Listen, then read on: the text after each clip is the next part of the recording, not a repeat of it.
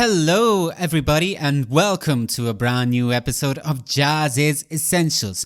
This is a series where we take a look at songs, artists and events that gave rise to the music we know and love, jazz.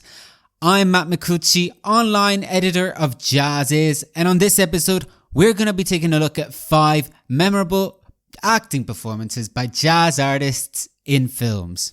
The history of jazz and cinema are virtually inseparable. Now we all know that over the years there have been many original scores written for films, and some of them even became landmark jazz albums.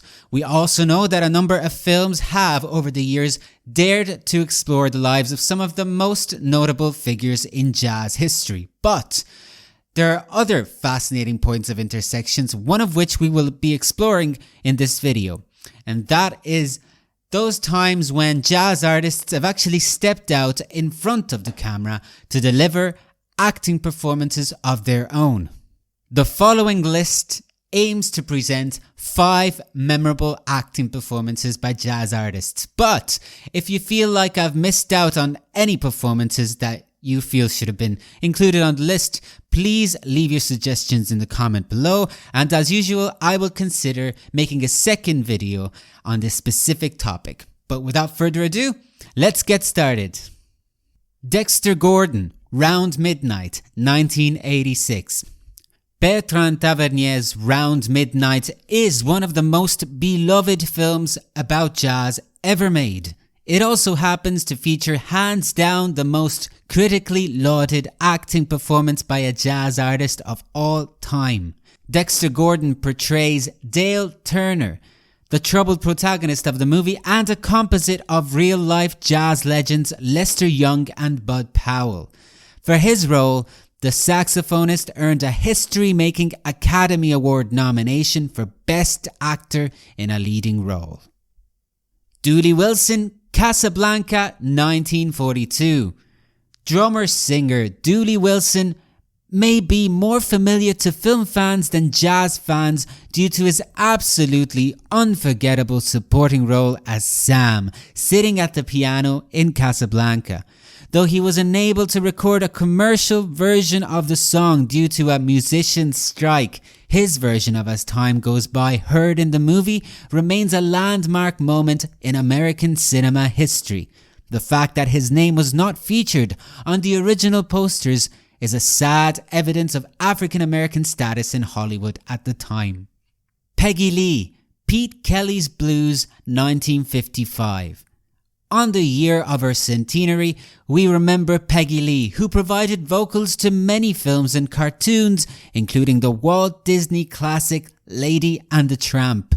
She also occasionally stepped out in front of the camera, most memorably to play the role of an alcoholic jazz singer in the crime musical Pete Kelly's Blues. She's arguably the best thing about the film, and her performance even earned her an Oscar nomination for Best Supporting Actress in 1956. Miles Davis, Dingo, 1991.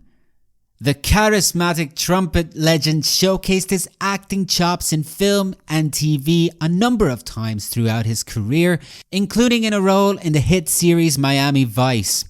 His final on-screen performance was a version of himself in this Australian film by Rolf de Heer, released on the year of his death. Despite Davis's presence, the film did not travel much internationally. However, it enjoys a considerable cult status among jazz fans to this day.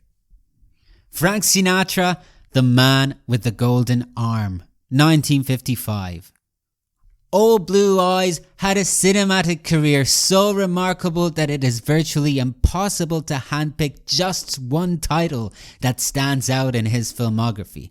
His Oscar-winning turn in the 1953 classic From Here to Eternity even helped revive his career. Yet it seems more appropriate to mention on this list The Man with the Golden Arm. Stepping into the shoes of a jazz drummer and drug addict, his performance makes this 1959 movie all the more powerful and hard-hitting. Honorable mention, Louis Armstrong. I hate to use this video for a bit of a rant, but I can't help myself. It's amazing how cinema failed to ever use the talents of Louis Armstrong appropriately. Sure, Satchmo appeared in a number of films, invariably stealing the show, but none of these roles showcased his full potential, which is why he must be mentioned here as a lamentable missed opportunity.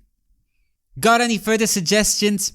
Let me know. Write them in the comment section below and I would be happy to make a second video about this specific topic. In the meantime, if you like this video, I encourage you to please like, share and subscribe to the channel.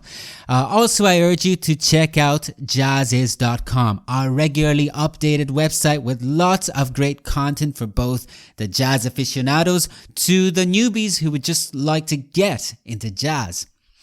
I also urge you to join me next week as we will continue to explore stories about artists, songs and events that gave rise to the music we know and love, jazz. But till the next time, stay healthy, stay safe, stay strong.